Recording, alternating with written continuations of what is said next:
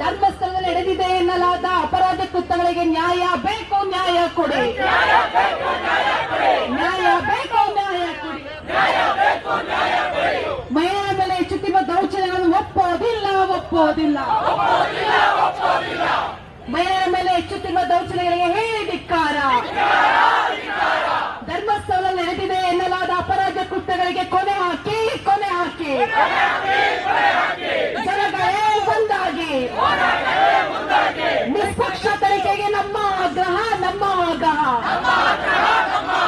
Society ಒಳಗೆ ಬರಲೇಬೇಕು. 80 ದಶಕದ ಕೇಸುಗಳು ಕೂಡ ತನಿಖೆ ಆಗಲೇಬೇಕು. ಸೌಜನ್ಯ ಕೊಂದವರು ಯಾರು ಯಾರು? ಅನನ್ಯ ಭಟ್ ಕೊಂದವರು ಯಾರು ಯಾರು? ವೇದವಲ್ಲಿ ಕೊಂದವರು ಯಾರು ಯಾರು? ಪ್ರಜ್ವಲತಾ ಕೊಂದವರು ಯಾರು ಯಾರು? ಸೌಜನ್ಯ ಕೊಂದವರು ಯಾರು ಯಾರು? ಪ್ರಜ್ವಲತಾ ಕೊಂದವರು ಯಾರು ಯಾರು? ಅನನ್ಯ ಭಟ್ ಕೊಂದವರು ಯಾರು ಯಾರು? ನಿಷ್ಪಕ್ಷ ತನಿಖೆ ಆಗಲೇಬೇಕು. ಎಸ್ಐಟಿ ನಿಷ್ಪಕ್ಷಪಾತ ತನಿಖೆ ಆಗಲೇಬೇಕು.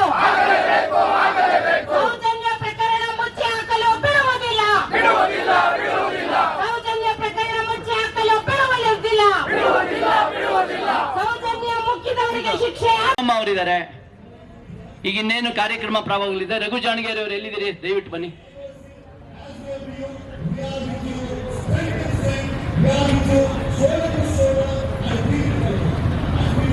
ಎಲ್ರಿಗೂ ಮತ್ತೊಮ್ಮೆ ಸ್ವಾಗತ.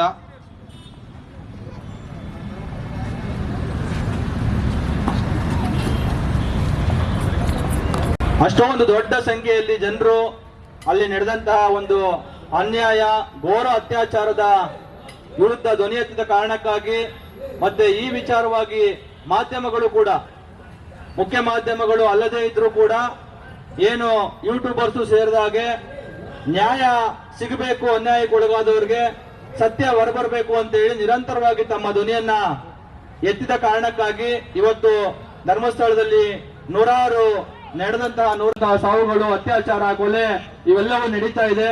ಆ ಮುಖಾಂತರ ಧರ್ಮಸ್ಥಳದಲ್ಲಿ ಶ್ರದ್ಧೆ, ಭಕ್ತಿ ಮತ್ತೆ ನಂಬಿಕೆ ಇಟ್ಕೊಂಡಿರುವಂತಹ ಭಕ್ತರಿಗೂ ಕೂಡ ಒಂದ್ ರೀತಿಯಲ್ಲಿ ಕಿರಿಕಿರಿ ಮತ್ತೆ ಅವರ ಧಾರ್ಮಿಕ ನಂಬಿಕೆಗೆ ಧಕ್ಕೆ ಆಗ್ತಾ ಇದೆ.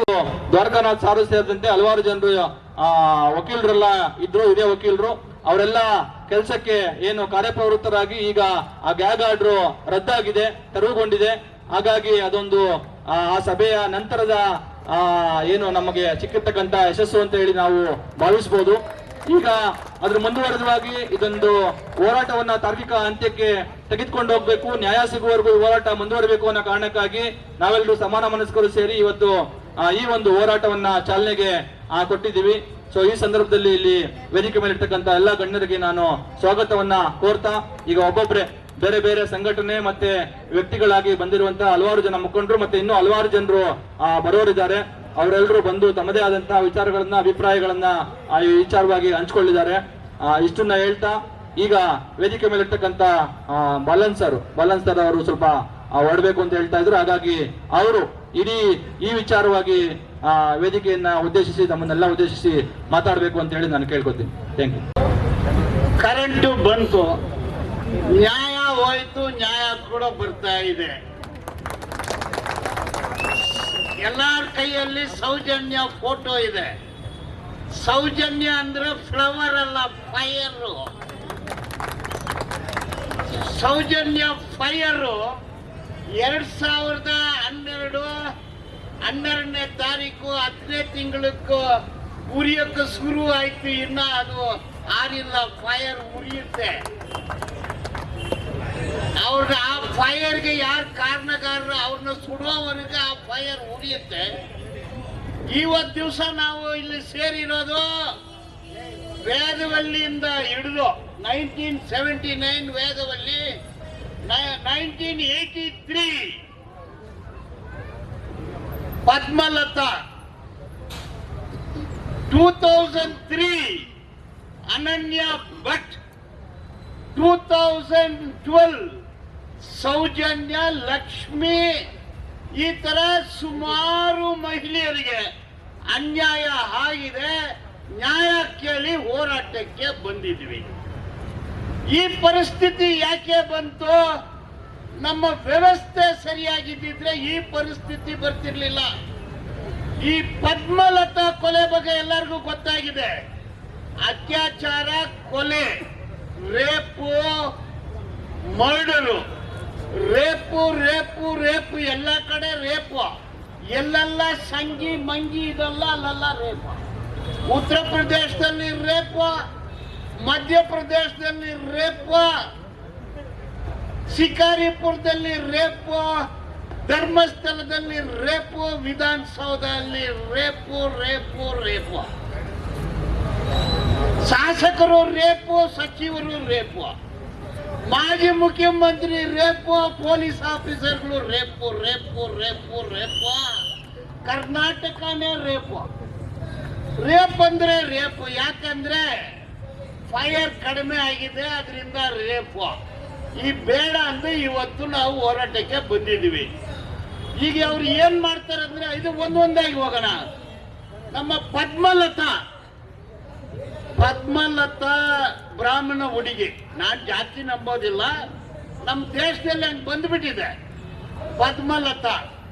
ಪದ್ಮಲತಾ ತಂದೆ ದೇವಾನಂದ, ಕಾಮ್ರೇಡ್ಗೆ ಸಂಗಾತಿ, CPMನವರು, ಮಾರ್ಕ್ಸಿಸ್ಟ್ ಪಾರ್ಟಿನವರು, ಕಮ್ಯುನಿಸ್ಟ್, ಮಾರ್ಕ್ಸಿಸ್ಟ್, ಮಾವೋಯಿಸ್ಟ್ ಅಂತ ತಪ್ಪಾಗುತ್ತಾ? ಅದು ತಪ್ಪೇನಿಲ್ಲ. ಓಕೆ, ಕಮ್ಯುನಿಸ್ಟು, ಮಾರ್ಕ್ಸಿಸ್ಟು, ಲೆನಿನಿಸ್ಟು, ಮಾವೋಯಿಸ್ಟು, ಪೆರಿಯಾರಿಸ್ಟು, ಅಂಬೇಡ್ಕರಿಸ್ಟು ತಪ್ಪ? ಅವ್ರು ಯಾರು? ದೇವಾನಂದ ಏನ್ ಮಾಡಿದ ಅಂದ್ರೆ, ಒಂದು ನಾಮಿನೇಷನ್ ಆಗ್ದ. ಎಲ್ಲಿ? ಧರ್ಮಸ್ಥಳದಲ್ಲಿ ಒಂದು ನಾಮಿನೇಷನ್. ಏನಕ್ಕೆ? ಪಂಚಾಯಿತಿ ಚುನಾವಣೆಗೆ ನಾಮಿನೇಷನ್ ಆಗ್ದ. ಅಲ್ಲಿರೋ ಒಂದು ABCD SV ಹೇಳ್ಬಾರ್ದು, A ಅಂದ್ ಹೇಳ್ಬಾರ್ದು, B ಅಂದ್ ಹೇಳ್ಬೋದು, CDEF. ಅವ್ರು ಕರೀತಾರೆ ಇವ್ರನ್ನ, ಪಾರಪ್ಪ ದೇವಾನಂದ ಏನದು ನನ್ನ ಕೇಳ್ದೇನೆ ನಾಮಿನೇಷನ್ ವಿತ್ಡ್ರಾ ಮಾಡ್ಕೊ ಅಂತ ಕೇಳ್ತಾರೆ. ಅವ್ರು ಇಲ್ಲ ಸ್ವಾಮಿ, ನಾನು ವಿತ್ಡ್ರಾ ಮಾಡಕ್ಕಾಗಲ್ಲ, ನಮ್ಮ ಪಕ್ಷದವರು ಬೆಂಗಳೂರಲ್ಲಿದ್ದಾರೆ, ಅವರು ನಾಮಿನೇಷನ್ ಹಾಕಕ್ಕೆ ಹೇಳಿದ್ರು, ನಾನು ವಿತ್ಡ್ರಾ ಮಾಡಕ್ ಆಗೋದಿಲ್ಲ ಅಂತ ಹೇಳ್ತಾರೆ. ಮಾಡಲ್ವಾ? ಮಾರನೇ ದಿನ 4 ಗಂಟೆಗೆ ಕಾಲೇಜಿಗೆ ಹೋಗಿರೋ ಹುಡುಗಿ ಪದ್ಮಲತಾ ವಾಪಸ್ ಬರೋದಿಲ್ಲ. ಮತ್ತೆ ಹೋಗಿ ದೂರು ಕೊಡ್ತಾರೆ ದೇವಾನಂದ, ನನ್ನ ಮಗಳು ವಾಪಸ್ ಬಂದಿಲ್ಲ ಅಂದು. ಹೋಗಯ್ಯ ಬರ್ತಾರೆ ಅಂತಾರೆ. ಆವಾಗ ಬೆಳ್ತಂಗಡಿ ಪೊಲೀಸು, ಇವಾಗ ಧರ್ಮಸ್ಥಳ ಪೊಲೀಸರು ಹಂಗೆ ಹೇಳ್ತಾರೆ. ಅವರು ಬಂದು ಮತ್ತೆ ಬರ್ತಾರೆ, ಬರೋದಿಲ್ಲ, ಮತ್ತೆ ಅವ್ರಿಗೆ ಮೆಸೇಜ್ ಬರುತ್ತೆ. ಈಗ ಎಲ್ಲರ ಕೈಯಲ್ಲಿನೂ ವಾಟ್ಸಪ್ ಇದೆ, ಮೊಬೈಲ್ ಇದೆ, ಎಲ್ಲ ಮೆಸೇಜ್ಗಳು ಬರುತ್ತೆ. ಆವಾಗ ಪರ್ಸನಲ್ ಇನ್ಫಾರ್ಮೇಶನ್, ನೋಡಪ್ಪ ನಿನ್ನ ಮಗಳು 1 ಗಂಟೆಯಲ್ಲಿ ವಾಪಸ್ ಬರ್ತಾನೆ, ಆದ್ರೆ ನೀವು ವಾಪಸ್ ತಗೊಳ್ಳಿ ಅಂದ್ ಕೇಳ್ತಾರೆ. ಅವ್ರು ವಾಪಸ್ ತಗೊಳ್ಳೋದಿಲ್ಲ. 3ನೇ ದಿವಸ ಪದ್ಮಲತಾ ಡೆಡ್ ಬಾಡಿ ನೇತ್ರಾವತಿ ನದಿ ಕೆರೆಯಲ್ಲಿ ಬಿದ್ದಿರುತ್ತೆ. ಒಳ ಉಡುಪು ಡಿಸ್ಟರ್ಬ್ ಆಗಿರುತ್ತೆ, ರಕ್ತ ಕಸಿತಾ ಇರುತ್ತೆ. ಪೋಸ್ಟ್ ಮಾರ್ಟಮ್ ಮಾಡಿರೋ ಡಾಕ್ಟ್ರು ಇದು ರೇಪು ಮರ್ಡರು ಅಂತಾರೆ. ಅದು ರೇಪು ಮರ್ಡರು ನಡೆದಿರೋ ಸ್ಥಳ ಧರ್ಮಸ್ಥಳ. ಪೊಲೀಸರಿಗೆ ದೂರ ಹೋಗುತ್ತೆ, ಪೋಸ್ಟ್ ಮಾರ್ಟಮ್ ರಿಪೋರ್ಟ್ ಆಗುತ್ತೆ. ಜಗನ್ನಾಥ್ ರೈ ಅನ್ನೋ ಒಂದು ಇನ್ಸ್ಪೆಕ್ಟರ್, ಒಳ್ಳೆ ಮನುಷ್ಯ, ತನಿಖೆ ಅಧಿಕಾರಿಯಾಗಿ CIDದಿಂದ ಅಲ್ಲಿಗೆ ಹೋಗ್ತಾರೆ, ವಿಚಾರಣೆ ಮಾಡ್ತಾರೆ. ನಾಳೆ ಬಂಧಿಸ್ತಾರೆ ಅನ್ನೋ ಗೊತ್ತಾದ ತಕ್ಷಣ ಜಗನ್ನಾಥ್ ರೈಯನ್ನ ಟ್ರಾನ್ಸ್ಫರ್ ಮಾಡಿಬಿಟ್ಟು ಮಹಾದೇವ ಸ್ವಾಮಿ, ಮಂಜುನಾಥ ಸ್ವಾಮಿ ಅನ್ನೋ ಒಂದು DSPಗೆ ಕೊಡ್ತಾರೆ. ಅವರು C ರಿಪೋರ್ಟ್ ಹಾಕ್ತಾರೆ. C ರಿಪೋರ್ಟ್ ಅಂದ್ರೆ ಮುಗ್ದೋಯ್ತು ಒಂದು. ಇವತ್ತುವರೆಗೆ C ರಿಪೋರ್ಟ್ ಸುಮಾರು ಹೋರಾಟಗಳಾಯ್ತು. C ರಿಪೋರ್ಟ್ ತದನಂತರ ಅಲ್ಲಿ ತನಿಖೆ ಚೆನ್ನಾಗಿ ನಡೆದಿದ್ರೆ ಅನನ್ಯ ಭಟ್ಟು ಅನನ್ಯ ಭಟ್ ಯಾರಂದ್ರೆ ಅವಳು ಬ್ರಾಹ್ಮಣ ಹುಡುಗಿನೇ. ಆ ಅಮ್ಮನಿಗೂ ಅವ್ರಿಗೆ ಏನು ಸಂಬಂಧ ಅಲ್ಲ. ಅವರು ಫಸ್ಟ್ ಇಯರ್ MBBS ಸ್ಟೂಡೆಂಟ್. ಎಲ್ಲಿ? ಮಣಿಪಾಲ್ ಅಲ್ಲಿ ಫಸ್ಟ್ ಇಯರ್ MBBS ಸ್ಟೂಡೆಂಟು. ಅಲ್ಲೇ ದೇವಸ್ಥಾನದಲ್ಲಿ ಬೇಡ್ಕೊಂಡ್ರೆ ಒಳ್ಳೆ ಮಾರ್ಕ್ ಬರುತ್ತಂದಿರ್ಬೋದು. ಪೂಜೆ ಮಾಡ್ಕೊಳ್ಳಕ್ಕೆ ಹೋಗ್ತಾಳೆ.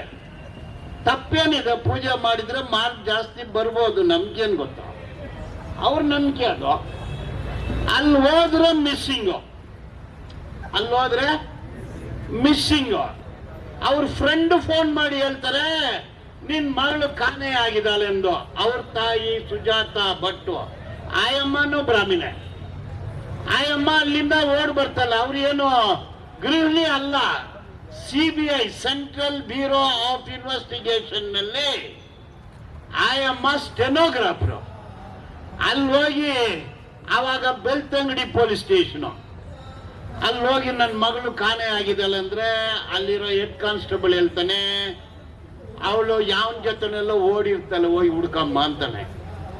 ಆ ಟೆಂಪಲ್ ಅಥಾರಿಟಿ ಹತ್ರ ಹೋಗಿ ಕೇಳ್ತಾರೆ. ಅವ್ರ ಹೆಸರು ಕೇಳ್ಬೇಡ, ಹೇಳಿದ್ರೆ ನನಗೆ ತೊಂದರೆ ಆಗುತ್ತೆ. ABC DEFGH ಹತ್ರ ಹೋಗಿ ಕೇಳ್ತಾರೆ. ಅವರು ಹೇಳ್ತಾರೆ ನಿನ್ ಮಗಳು ಯಾರ ಜೊತೆನೆಲ್ಲ ಓಡೋಗಿರ್ತಾಳ, ಹೋಗಿ ಹುಡ್ಕಮ್ಮ ಅಂದ. ಏನು ಟಚಿಂಗು ABCDಗೂ ಇನ್ಸ್ಪೆಕ್ಟರ್ಗೂ ಟಚಿಂಗು. ಅದು ಗುಡ್ ಟಚಿಂಗ, ಬ್ಯಾಡ್ ಟಚಿಂಗ, ಏಮ್ ಟಚಿಂಗ್ ಅಂತ ನಿಮ್ಗೆ ಬಿಟ್ಬಿಡ್ತೀನಿ. ಆದ್ರೆ ಟಚಿಂಗು ಅವರು ಇದೇ ಹೇಳ್ತಾರೆ, ಇವರು ಅದೇ ಹೇಳ್ತಾರೆ. ಆಯಮ್ಮ ಅಲ್ಲಿಗೆ ನಿಲ್ಲೋದಿಲ್ಲ. ಆಯಮ್ಮ ಮತ್ತೆ ಪೊಲೀಸ್ ಸ್ಟೇಷನ್ ಹೋದ್ರೆ ಕೈ ಮುರಿದು ಕಾಲು ಮುರಿದು ಒಡೆದು ಆಸ್ಪತ್ರೆಯಲ್ಲಿ ಹಾಕಿದ್ದಾರೆ. ಈಗ ಆಯಮ್ಮ ಅಲ್ಲಿ ಅಳುತ್ತಾ ಇದ್ದಾಳೆ. ಶವ ಸಿಕ್ಕಿದ್ರೆ, ಸ್ಕೆಲೆಟನ್ಸ್ ಮೂಳೆ ಗಿಳೆ ಸಿಕ್ಕಿದ್ರೆ ಒಂದು ಪೂಜೆ ಮಾಡಿದ್ರೆ ಆ ಎಮ್ಮಂದು ಆತ್ಮ ಶಾಂತಿ ಆಗುತ್ತೆ ಎಂದು ಓಡಾಡ್ತಾ ಇದ್ದಾಳೆ. ಆ ಅಮ್ಮ ಮಾತಾಡಬಾರ್ದಂದು ಕೇಸ್ ಆಗ್ಬಿಟ್ಟಿದ್ದಾರೆ. ಅದು ನನ್ನ ಕೇಳಿದ್ರೆ ಯಾಕೆ ವಕೀಲರು ಈ ತರ ಎಲ್ಲ ಕೇಸ್ ಹಾಕ್ತಾರೆ ಅಂತ ಕೇಳ್ತೀರಾ ನೀವು? ಕೇಳ್ತೀರಾ? ಕೇಳಲ್ವಾ? ಕೇಳಲ್ವಾ? ಕೇಳಿ ಜೋರಾಗಿ. ಯಾಕೆ ಅಂದ? ಯಾಕೆ? ಕೇಸು ಅಂದ್ರೆ ಫೀಸು ಅಂದ್ರೆ ಕಾಸು. ಅದೇ ವಕೀಲರ ಮನಸ್ಸು. ಇವರೆಲ್ಲ ಒಂದು ದಿನಸು. ದುಡ್ಡು ಮಾಡೋದೇ ಇವರ ಕನಸು. ಕಕ್ಷಿಗಾರರಿಗೆ ಲಾಸು, ದೇಶಕ್ಕೆ ಡೋಸು. ಸಾಯಂಕಾಲ ಆದ್ರೆ ಬೂಸು, ಎಲ್ಲರಿಗೂ ಕೊಡ್ತಾರೆ ಗೂಸು. ಇದು ನಿಮ್ಮ ಕ್ವಶನ್ಗೆ ಉತ್ತರ. ಸೌಜನ್ಯ ಭಟ್ ಅವರ ತಾಯಿ ಸುಜಾತ ಭಟ್ ಮಾತಾಡಬಾರ್ದಂದು ಆಡ್ರು, ಗ್ಯಾಗ್ ಆಡ್ರು, ಜಾನ್ರು ಆಡ್ರು, ಅಶೋಕ್ ಕುಮಾರ್ ಆಡ್ರು, ಏನೇನೋ ಆಡ್ರು. ನೋಡಿ, ಇದರಲ್ಲಿ ಪೊಲೀಸರು CBI Central Bureau of Investigation doubt ಆಗುತ್ತೆ. ಸೆಂಟ್ರಲ್ ಬ್ಯೂರೋ ಆಫ್ ಇನ್ವೆಸ್ಟಿಗೇಷನ್ ಅಥವಾ ನರಸಿಂಹಗಲ collection bureau of investigation. So ಯಾವುದೋ ಇನ್ವೆಸ್ಟಿಗೇಷನ್ ನಾನು ಹೇಳಿಲ್ಲ. ಕಲೆಕ್ಷನ್ ಬ್ಯೂರೋ ಆಫ್ ಇನ್ವೆಸ್ಟಿಗೇಷನ್ ನರಸಿಂಹಮೂರ್ತಿಗಳು ಹೇಳಿದ್ದಾರೆ. ಕೇಸ್ ಹಾಕೋದಿದ್ರೆ ಅವ್ರ ಮೇಲೆ ಹಾಕಿ, ನನ್ನ ಮೇಲೆ ಬೇಡ. ಲಾಯರ್ ಧನಂಜಯ ಹೇಳ್ತಾರೆ. ನೋಡಿ, ಇಲ್ಲಿ ಇವರು ಇದ್ದಾರೆ, ರಂಗನಾಥ್, ಅವರು ಹೇಳ್ತಾರೆ ಅದನ್ನ. CBIನವ್ರು ಏನ್ ಮಾಡಿದ್ದಾರೆ ಅಂದ್ರೆ, ಸೌಜನ್ಯ ಕೇಸಲ್ಲಿ ಇದೆ ಹೊಟ್ಟೆ ಉರಿ. ಕೇಸು CBIಗೆ ಹೋಗುತ್ತೆ. CBI ಡೆಲ್ಲಿ IPS ದೊಡ್ಡ ಆಫೀಸರು ಅಮೆರಿಕಾದಲ್ಲಿ ಹೋಗಿರ್ತಾರೆ, ರಷ್ಯಾ, ಸ್ಕಾಟ್ಲ್ಯಾಂಡ್ ಅಲ್ಲಿ ಟ್ರೈನಿಂಗು, ಎಲ್ಲ ಜನರ ದುಡ್ಡಲ್ಲಿ, ಟ್ಯಾಕ್ಸ್ ದುಡ್ಡಲ್ಲಿ ಕಲಿಸಿ IE5. CBI ಅಂದ್ರೆ ಏನು? IE5 ಇವ್ರಿಗೆ ತನಿಖೆ ಹೋಗುತ್ತೆ. ಬರ್ತಾರೆ ಒಂದು ಅಮಾಯಕ ಸಂತೋಷ್ ರಾವ್, ಅವನಿಗೆ ಕಿವಿ ಕೇಳಲ್ಲ, ಮಾತಾಡಕ್ ಬರೋಲ್ಲ. ಅವನಿಗೆ ಪಿಮೋಸಿಸ್ ಒಂದು ಕಾಯಿಲೆ ಇದೆ. ಪಿಮೋಸಿಸ್ ಕಾಯಿಲೆ ಇರೋರಿಗೆ ಹೆಣ್ಣು ಮಕ್ಕಳ ಮೇಲೆ ಆಸೆನೇ ಬರೋಲ್ಲ. ಪಿಮೋಸಿಸ್ ಮೆಡಿಕಲ್ ಸರ್ಟಿಫಿಕೇಟ್ ಇದೆ. ಪಿಮೋಸಿಸ್ ಕಾಯಿಲೆ ಇರೋನಿಗೆ ಹೆಣ್ಣು ಮಕ್ಕಳ ಮೇಲೆ ಆಸೆನೆ. ಮದುವೆ ಆದ್ರೇನೋ ಹೆಂಡತಿ ಜೊತೆನಲ್ಲಿ ಇರೋದಿಲ್ಲ, ಮಗು ಹುಟ್ಟೋದಿಲ್ಲ. ಆ ಕಾಯಿಲೆ ಇರೋ ಒಂದು ಮೆಂಟಲಿ ಮಾತಾಡಕ್ಕೂ ಬರೋಲ್ಲ, ಕೇಳಕ್ಕೂ ಬರೋದಿಲ್ಲ, ಏನೂ ಬರೋಲ್ಲ, ಸುಮ್ಮನೆ ಇರ್ತಾನೆ. ಇವನು ಧರ್ಮಸ್ಥಳಕ್ಕೂ ಹೋಗಿದ್ದಾನೆ, ಏನೋ ಊಟ ಸಿಗುತ್ತೆ ಎಂದು. ಇದನ್ನ ನೋಡಿದರೆ ಸೆಟ್ ಮಾಡಿ ಇವನ್ನ ಹಿಡಿದು ಕೊಟ್ಬಿಡ್ತಾರೆ ಪೊಲೀಸರಿಗೆ. ಅದು CID ಗೆ ಹೋಗುತ್ತೆ. CID ಅದನ್ನು IFI ತನಿಖೆಯಲ್ಲಿ ಐಫೈ ಮಾಡೋದೆಲ್ಲ ವೈಫೈ. ನೋಡಿ, ಇದೆಲ್ಲ ಕಿತಾಪತಿ, ಭೂಪತಿ, ವೆಂಕಟಾಚಲಪತಿ, ಗಜಪತಿ. ಕೆಟ್ಟೋದ್ರೆ ಇವರೆಲ್ಲ ಹೋಗೋದು ತಿರುಪತಿ. ನಾನು ತಿರುಪತಿ ಅಂದ್ರೆ ಬೀಗ್ಲು ಹೊಡಿತಾರೆ ಅವರು. ನೋಡಿ, ಈ ಅಮಾಯಕನನ್ನ CID ಗೆ ಕೊಡ್ತಾರೆ, CID-ನವರು CBI-ಗೆ ಕೊಡ್ತಾರೆ. ಈ CID CBI ಏನ್ ಮಾಡ್ತಾರೆ ಅಂದ್ರೆ, ಸೌಜನ್ಯ ತಾಯಿ ಮನೆಗೆ ಹೋಗಿ ಒಂದು ಅಂಡರ್ವೇರ್ ತಗೊಳ್ತಾರೆ, ಒಳ ಉಡುಪನ್ನ. ಒಂದು ಕೊಡಮ್ಮ ಪಾಪ ಅಂತ ಕೇಳಿ, ಅವಳು ಏನೋ ಕೇಳ್ತಾರೆ ಅಂತ ಕೊಡ್ತಾಳೆ. ಕೋರ್ಟ್ಗೆ ಬಂದ್ರೆ ಅದೇ ಉಡುಪನ್ನ ಇಟ್ಟು, ಇದು ಸಂತೋಷ್ ರಾವ್ ಮನೆಯಲ್ಲಿ ಸಿಕ್ತು, ಇದು ಗೊತ್ತಾ ಅಂತ ಕೇಳ್ತಾರೆ. ಸ್ವಾಮಿ, ಇದು ಸೌಜನ್ಯ ಅದೇ, ಮನೆಯಲ್ಲಿ ಪೊಲೀಸರು ಬಂದು ನನ್ನಿಂದ ತಗೊಂಡು ಹೋಗಿದ್ದು ಅಂತ ಹೇಳ್ಬಿಡ್ತಾಳೆ. ಈ ತರ ಹೇಳ್ಬೇಕಂದ್ರೆ ಈ ಕೇಸ್ ಬಗ್ಗೆನೆ ಒಂದು 2 ಗಂಟೆ ಮಾತಾಡ್ಬೋದು. ಸುಮಾರು ಜನ ಇದ್ದಾರೆ, ನಾನು ಇಲ್ಲಿಗೆ ಬಿಟ್ಬಿಡ್ತೀನಿ. ಅದು ತೀರ್ಪು ಬಂದಾಗ ನ್ಯಾಯಾಧೀಶರು, ಈ ತಮಿಳು ಗೊತ್ತಿರೋರ್ಗೆ ಗೊತ್ತು, ಡುಬಾಕೂರ್ ಅಂತಾರೆ. ಗೊತ್ತಾ ಡುಬಾಕೂರ್ ಅಂದ್ರೆ? ನರಸಿಂಹಮೂರ್ತಿ ಗೊತ್ತು ಡುಬಾಕೂರ್. ಎಲ್ಲಿ ಅವರು? ನರಸಿಂಹಮೂರ್ತಿಗಳ ಡುಬಾಕೂರ್ ಅಂದ್ರೆ ಗೊತ್ತು. ಇದು 2ನೇ ಕೇಸು, ಡುಬಾಕೂರ್ ಶಾರ್ಟ್ ಶೀಟ್ ಆಗ್ಬಿಟ್ಟಿದ್ದಾರೆ. CBI ಮಾಡಿರೋ ಕೆಲಸ ಡುಬಾಕೂರು. ನ್ಯಾಯ ಸಿಗ್ಲಿಲ್ಲ, ನಾವು ಕೂತಿದ್ವಿ ನ್ಯಾಯ ಕೊಡಿ ಅಂದು. ಸೌಜನ್ಯನನ್ನ ಕೊಂದಿದ್ದು ಯಾರು ಗೊತ್ತೋ. ಆದ್ರೆ ನ್ಯಾಯ ಸಿಗ್ಲಿಲ್ಲ. ಯಾವ್ದೋ ಡುಬಾಕೂರ್ ಕೇಸ್ ಹಾಕಿ ಮುಚ್ಚಿಬಿಟ್ರು, ಅದನ್ನ ಮುಚ್ಚೋಗುತ್ತೆ. ಅದಕ್ಕೆ ನಾನು ಹೇಳಿದೆ, ಸೌಜನ್ಯ ಅಂದ್ರೆ ಫ್ಲವರ್ ಅಲ್ಲ, ಫೈರ್. ನೀವೆಲ್ಲ ಫೈರ್, ಹೋರಾಟಗಾರರೆಲ್ಲ ಫೈರ್, ಟೈರ್ ಅಲ್ಲ, ಫೈರ್. ಓಕೆ, ಆ ಕೇಸ್ ಕೊಂದಿದ್ದು ಯಾರು? ಒಂದು ಆಯಮ್ಮನ ಅತ್ಯಾಚಾರ ಮಾಡಿದ್ದಾರೆ, ಪೋಸ್ಟ್ ಮಾರ್ಟಮ್ ರಿಪೋರ್ಟ್ ಹೇಳುತ್ತೆ.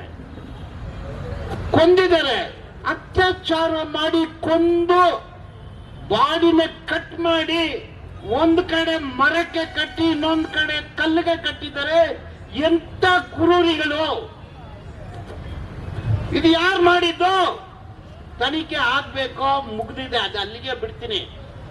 ಈಗ 30ನೇ ತಾರೀಕಿಗೆ ಹೊಸ ತಿರುವು. 3ನೇ ತಾರೀಕು ಹೊಸ ತಿರುವು. ಕಣ್ಣಾರೆ ಕಂಡ ಸಾಕ್ಷಿ ಬಂದಿದ್ದಾರೆ. ಕಣ್ಣಾರೆ ಕಂಡ ಸಾಕ್ಷಿ. ಅವರು ಹೇಳ್ತಾರೆ, ಊತ ಹಾಕಿದ್ದು ನಾನೇ. ಊತ ಹಾಕಿದ್ದಂದ್ರೆ ಯಾರನ್ನು ಊತ ಹಾಕಿದ್ರೆ? ಎಲ್ಲ ಚಿಕ್ಕ ಹುಡುಗಿರು, ಸ್ಕರ್ಟು, ಸ್ಕೂಲ್ ಹುಡುಗಿರು, ಕಾಲೇಜ್ ಹುಡುಗಿರು ವಯಸ್ಸೆಲ್ಲ 15, 16, 17 ಎಲ್ಲಾನು ಒಂದೇ ತರ ಇದೆ. Kidnap, rape, murder, serial rape, serial murder, serial killer, mass rape, mass burial, mass murder. ಇದರಲ್ಲಿ ಒಂದು ಸಮಸ್ಯೆ ಇದೆ, ನನಗೆ ಡೌಟು. ಎಲ್ಲ ಬೇಡವಾ? ಎಲ್ಲ ನರಬಲಿ ಕೊಟ್ರೆ ಪೊದೆ ಸಿಗುತ್ತೆ ಅನ್ನೋದು ಒಂದು ನಂಬಿಕೆ ಇದೆ. ನರಬಲಿ ಕೊಟ್ರೆ ಪೊದೆ ಸಿಗುತ್ತೆ ಅಂತ ನಂಬಿಕೆ ಇದೆ. ಗಂಟು ಪೊದೆ ಅಂದ್ರೆ ಗಂಟು ಅಂತಾರೆ. ಗಂಟು ಅನ್ನೋದು ಹೇಳಿದ್ದು ರಂಗನಾಥ್ ಕೇಸ್ ಹಾಕಿದ್ರೆ ಅವ್ರ ಮೇಲೆ ಹಾಕಿ, ನಾನು ಹೇಳಿಲ್ಲ. ನಿಧಿ. ಸೊ ನರಬಲಿ ಕೊಟ್ರೆ ನಿಧಿ, ಇದು ಕರೆಕ್ಟು. ನಿಧಿ ಸಿಗುತ್ತೆ ಅಂದು ಕೊಲೆ ಮಾಡ್ತಾರೆ. ಬಟ್ ಇದರಲ್ಲಿ ಪಾಯಿಂಟ್ ಈಸ್ ರೇಪು ಮರ್ಡ್ರು. ಪೊದೆಗಿದೆ ನಿಧಿ ಸಿಗುತ್ತೆ ಎಂದು ಮಾಡಿಬಿಟ್ರ ಅಂತ ಒಂದು ಡೌಟು. ಯಾಕೆಂದ್ರೆ ದಲಿತ ಹುಡುಗಿರಿಲ್ಲ, ಸೌಜನ್ಯ ಮಿಸ್ಟೇಕನ್ ಐಡೆಂಟಿಟಿ.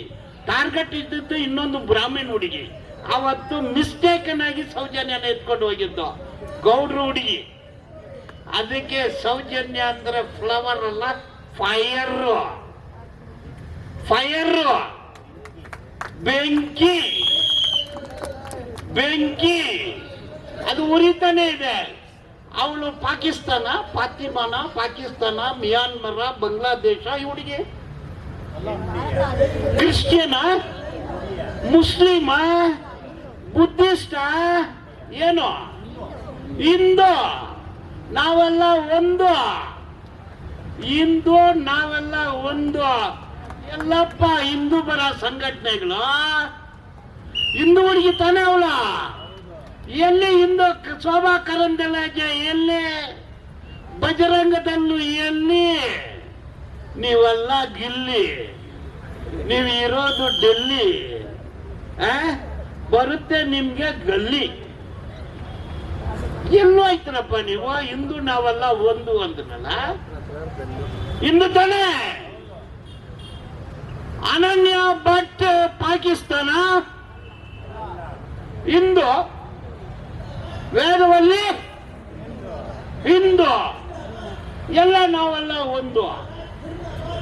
ಎಲ್ಲಪ್ಪ ಹೋಗಿದ್ರೆ ನೀವು? ರೈಟ್, ಅದನ್ನ ಅಲ್ಲಿಗೆ ಬಿಡ್ತೀನಿ. ಈಗ ಕಣ್ಣಾರೆ ಕಂಡ ಸಾಕ್ಷಿ ಬಂದಿದೆ. ಬಂದಿದ ಏನವನ್ನ ತಂದು ಕೊಟ್ಟವರು ಯಾರು ಹೇಳಿದ್ದಾರೆ? ಏನವನ್ನ ತಂದು ಕೊಟ್ಟಿದ್ದು ಯಾರು? ಅವರೇ ಕೊಂದು ಬಂದ್ಬಿಟ್ರ? ಎನ ಹೆಂಗಿತ್ತು? ಚೂಡಿದಾರ, ಸೀರೆನ, ಪ್ಯಾಂಟ, ಟೀ ಶರ್ಟ, ಸ್ಕರ್ಟ, ಹಾಫ್ ಸ್ಯಾರೆನ, ಏನ್ ಡ್ರೆಸ್ ಗೊತ್ತು ಕೇಳ್ತಾರಲ್ಲ.